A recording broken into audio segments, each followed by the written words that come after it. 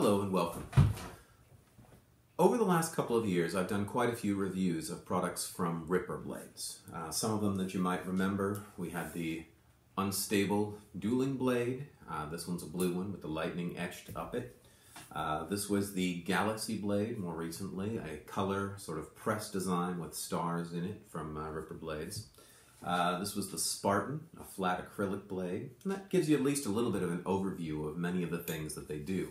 Flats in various shapes, strange color things, and dueling blades. Now I wanted today to take a look at one of the other things that they do, that they've been doing for quite a while. This is less of a review of a product and more of a review of a process. Today I wanted to talk about the Ripper Blades customization service. Now, the first time I became aware of Ripper Blades, I was seeing on Facebook pictures of some very outlandish looking acrylic blades like maces from Lord of the Rings and all kinds of interesting shapes of things. And even today you might have seen like bat symbols hanging around, like a bat symbol blade or a large He-Man blade, that sort of thing. What those are, for the most part, those really intricate ones, those are custom one-off blades that Gary Ripper either does because he felt a specific passion for that design, or because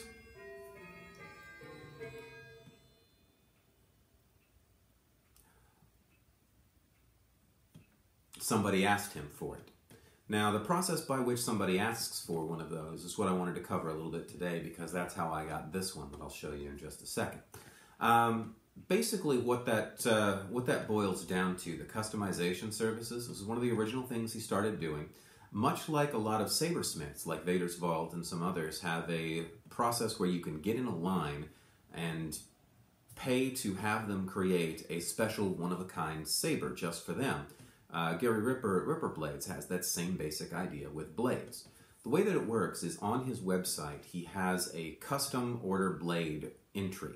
It has a price listed, but that price is neither here nor there. It's not what you are actually going to pay. Usually it's a baseline, this is what we estimate it'll cost at minimum, and then we'll talk about it sort of thing. If you order one of those, they usually, you give them a little bit of information, they usually contact you, there's a little bit of back and forth while they work out what it is that you're looking for. After you have waited through that line and it becomes your turn, Gary will talk to you a little bit more. With me, he did a video chat with FaceTime where he came with a sketchbook that had his ideas of what he thought I was looking for, and I sort of had some pictures that I had drawn, and we sort of compared notes. And then a little bit after that, he sat down and actually started to make it. Some of those custom one-offs end up becoming some of the stock models, like that He-Man blade. There's a Triforce blade.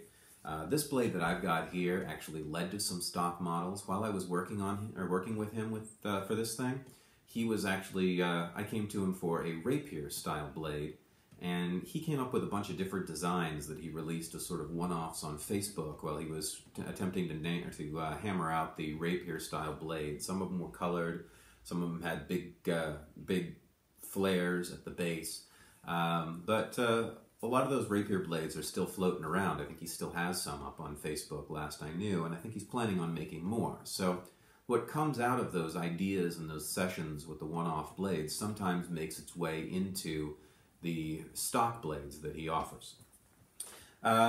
So that was the process. Let me show you a little bit about this blade. So I asked him for a rapier style blade. So what I ended up with was something that is thinner than really anything else he was offering at the time. I had a ninja blade from him that is, or actually I still have, but I have a ninja blade from him that's one of his other thin blades. This is a little bit thinner than that and comes to a really fine point at the end here. He has done a really good job of polishing this off though, so I'm not going to kill myself with this. It's edged on both sides. It has lightning down the middle. It's a little bit longer than a lot of his other blades. And it's got a unique accent up at the top here that I'll give you a close look at.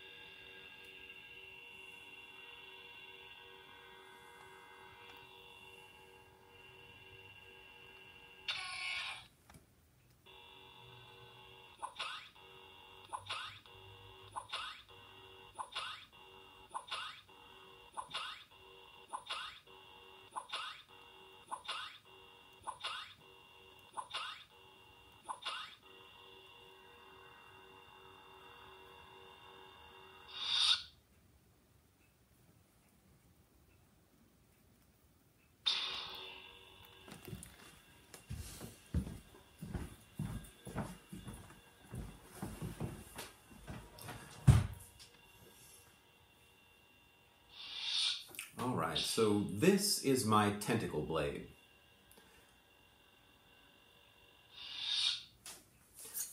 And like a lot of his other blades, it's got a universal plug here for 1-inch blades. He offers 7/8 as well.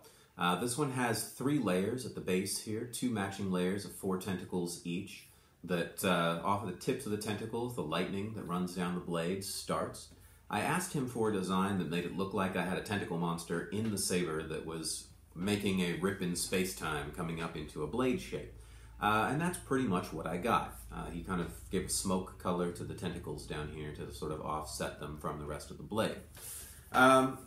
Really neat design. I'm really a fan of this, and the colors on it work really well with just about anything, as you saw. So this was the Tentacle Blade that he made for me, and it's kind of a dream to use because it's so much thinner than a lot of his others, yet it's still pretty thick and or thick rather than wide. It's pretty durable, and it actually spins very well because it has very little of the air resistance that you get from some of his wider blades, like this one. So a very nice blade. I'm very happy with it. But this is a version of the one-off custom blade service that they offer. I got this. I'm very happy with it. As you can tell from some of the other things that I've reviewed, I'm a big Cthulhu fan, so I'm of the opinion generally that that you can make just about anything better by sticking tentacles on it. So that was the idea behind this blade. Hopefully that has been of help to you. Gives you some idea of what his customization service is. In terms of cost, it's really all over the place. He usually bases it off of how much work he has to put in. I think if you're looking for a custom, you should probably be prepared to pay a couple $100 minimum for it. His standard Ripper blades, standard sort of no-frills ones for the flat acrylics go about $100 bucks, 80 to 100, sometimes up into 150 for the longer ones. So you're paying a little bit more than that, but what you get out of it is something that is completely unique and makes your saber truly your own. Hopefully that's been of help and given you some intro or at least insight into that process. If it has, please like and subscribe and join me back for more reviews in future.